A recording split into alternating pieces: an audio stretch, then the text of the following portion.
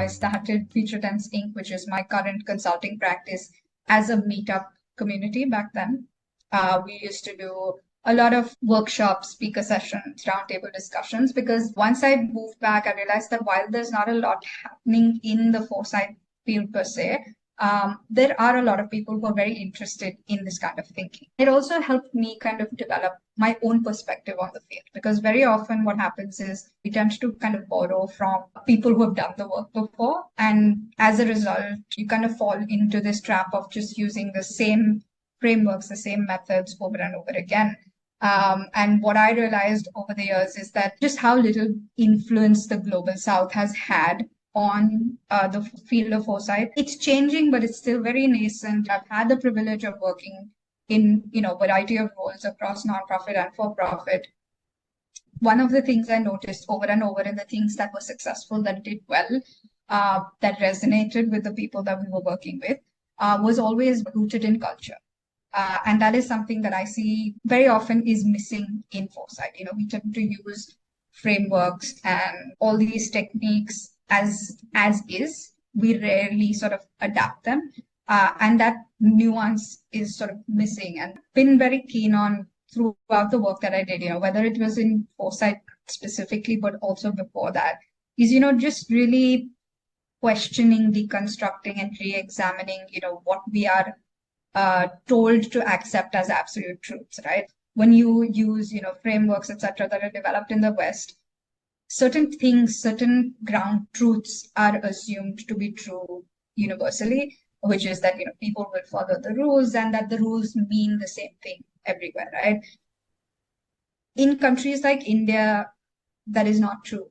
It also means that if you are the only person following the rules when everybody has their own sort of interpretation of it, you might not actually get anything done. You have to understand the rhythm of the culture. Thinking about something as simple as time in a Western construct, right? Like time is this thing that moves in a single direction. It goes from past to present to future. Time means very different things. It's assigned very different values. So in the more industrial sense, we assign money as a value on time, right? Whereas in most parts of the world, that is not necessarily true in social constructs. And so there's this constant sort of almost push and pull between the cultural values of certain things and the industrial values of certain things, and they may not match. And you see that more and more in places like India, where there are just so many cultures. There is no one size fits all. And so the moment you try to force fit some of these structures, they tend to fall apart very quickly. Much of our thinking around the future is shaped by Western sensibility. And, a lot of us who also have the privilege of doing this kind of work have a lot of exposure to Western ideology and Western ways of thinking. And so a lot of it starts with, unlearning that a little bit, taking a step back and saying, okay, what are the things that can fall within the ambit? And very often, as I mentioned, right, like in cultures like India, thinking about the future is not something that is necessarily articulated in a way that it is in the West, right? And especially when you consider, right, just when we talk about culture in India, it seems like a singular thing, but it's really not. Every few hundred kilometers, everything from language to food to way of dressing to way of thinking to religion, everything changes. So you have to find proxies on how you even have these conversations, because if you've never thought about the future, or if you've never articulated your thinking about the future, if I came and asked you a question like, okay, so how do you think about the future? You aren't going to be able to respond to it.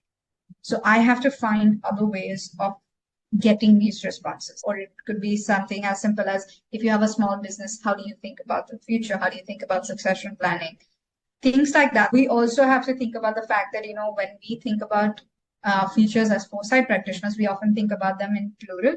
But mostly when you speak to people, they think about the future, like it's this singular homogeneous thing. And the way it is positioned and communicated, it's almost like this inevitable thing, right? Like you either get on or you get left behind. Like this is something that's going to happen to me. And that can be very disempowering. So that lack of agency comes from a mismatch in worldview. Right? Somebody else thinks about it in a more absolute way, whereas I might be thinking about it more fluidly.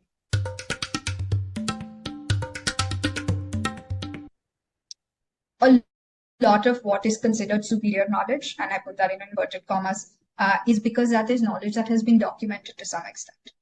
Whereas when you come to countries in the global south, a lot of that knowledge is actually more oral and cultural transfer. It's wrapped up in tradition. It's through lived experience more so than actually documenting it and, putting it in books or papers or any kind of media. And so you have to be able to also pull apart that tradition and ritual and understand what it means. So much of this knowledge is considered illegitimate because it's not documented anywhere, because it's just passed down from generation to generation. And as a result, actually, a lot of the knowledge is being lost. But, I've worked in the Eastern Himalayas where there are so many of these smaller tribal communities that already have very sustainable ways of doing agriculture. They don't necessarily, practice what we consider is the norm in agriculture, which is, these big monocultures that exist everywhere. That's probably one of the things that we're hoping for in terms of outcomes from this project, is also that can we find ways where it's not necessarily an entirely new way of living. It's just going back to certain older ways of living or certain older knowledge and bringing that into a more modern context. Therefore, that requires less of a social overhaul than a lot of what is considered, techno-solutionist thinking, where it requires you to change a lot of behavioral traits very rapidly, which we've seen over and over again doesn't really happen, right? What I love about this project is it's global, right? Like we're doing it across multiple geographies. And so I'm really hoping that, that we're able to actually kind of compare and contrast across geographies, because so many times I come across something about a particular culture and how they're thinking about it.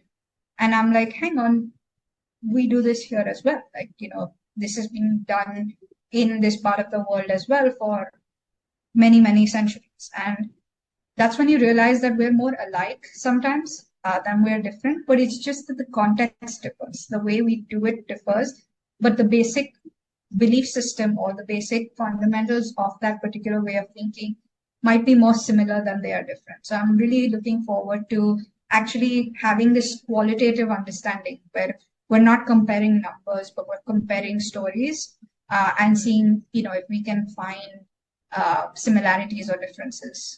Why should it be that there is only one form of documentation of knowledge that is considered legitimate? That I have the privilege of a lot of young or people who are just starting out in Foresight kind of reaching out to me and saying, hey, how do you think about this field, etc. And I've had the privilege of also mentoring a few of them.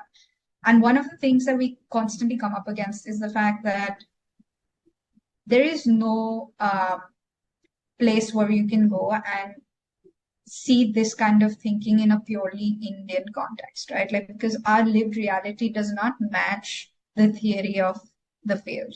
And so I'm hoping that this also allows for that kind of thinking to emerge, for us to be able to see these different stories and evolve the way we think about it, that is not so Western focused and not so derivative in many ways. Like it's new and it's fresh and it's very appropriate to our lived context.